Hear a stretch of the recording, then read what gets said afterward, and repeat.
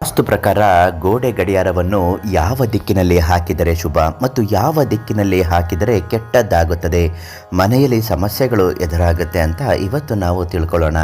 ನಿಮ್ಮ ಯಾವುದೇ ಒಂದು ಸಮಸ್ಯೆಗಳ ಶಾಶ್ವತ ಪರಿಹಾರಕ್ಕಾಗಿ ಪಂಡಿತ್ GN ರಾವ್ ಗುರುಗಳಿಗೆ ಒಂದು ಫೋನ್ ಮಾಡಿ. ಸಕಲ ಸಮಸ್ಯೆಗೂ ಇವರು ಪರಿಹಾರವನ್ನು ನೀಡುತ್ತಾರೆ.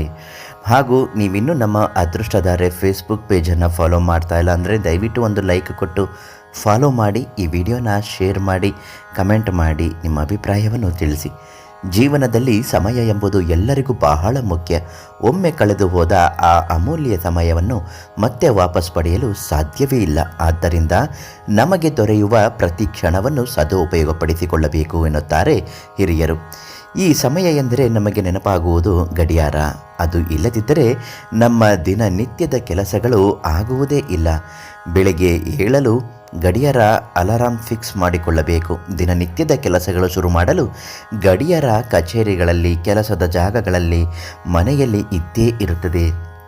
ಹಾಗಾಗಿ ಇಂತಹ ಗಡಿಯಾರ ಯಾವ ದಿಕ್ಕಿನಲ್ಲಿ ಹಾಕಬೇಕು, ಯಾವ ದಿಕ್ಕಿನಲ್ಲಿ ಇಡಬಾರದು ಅಂತ ಇವತ್ತು ನಾವು ತಿಳ್ಕೊಳ್ಳೋಣ.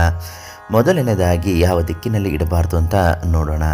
ವಾಸ್ತುಶಾಸ್ತ್ರದ ಪ್ರಕಾರ ಮನೆ ಅಥವಾ ಕಚೇರಿಯ ದಕ್ಷಿಣ ಗೋಡೆಯ ಮೇಲೆ ಗಡಿಯಾರವನ್ನು ಇಡಬಾರದು. ಏಕೆಂದರೆ ದಕ್ಷಿಣ ದಿಕ್ಕನ್ನು ಯಮ ದಿಕ್ಕು ಎಂದು ಪರಿಗಣಿಸಲಾಗುತ್ತದೆ.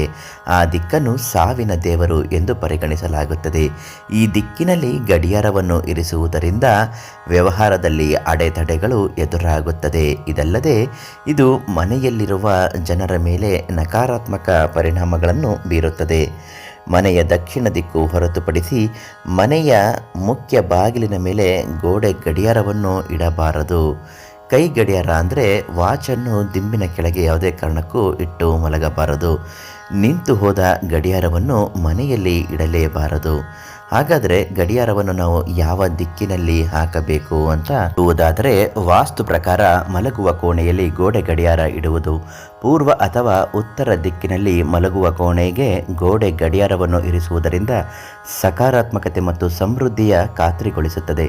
ಮಲಗುವಾಗ ದಕ್ಷಿಣಕ್ಕೆ ತಲೆ ಹಾಕುವವರು ಗಡಿಯಾರವನ್ನು ಉತ್ತರ ಅಥವಾ ಪೂರ್ವ ಭಾಗದಲ್ಲಿ ಇರಿಸಿದರೆ ತುಂಬಾ ಒಳ್ಳೆಯದಾಗುತ್ತೆ. ಮನೆಯಲ್ಲಿ ವಾಸ್ತು ದೋಷ ಇದ್ದರೆ ವಾಸ್ತು ಗಡಿಯಾರವನ್ನು ಉಚಿತವಾಗಿ ಕೇಳಿ ಪಡೆದುಕೊಳ್ಳಲು ಪಂಡಿತ್ GN ರಾವ್ ಗುರುಗಳಿಗೆ ಒಂದು ಫೋನ್ ಮಾಡಿ. ಅವರು ನಿಮಗೆ ವಾಸ್ತು ಗಡಿಯಾರವನ್ನು ಮನೆಯಲ್ಲಿ ಪ್ರತಿಷ್ಠಾಪನೆ ಮಾಡಿಸಲು ಕೊಡುತ್ತಾರೆ.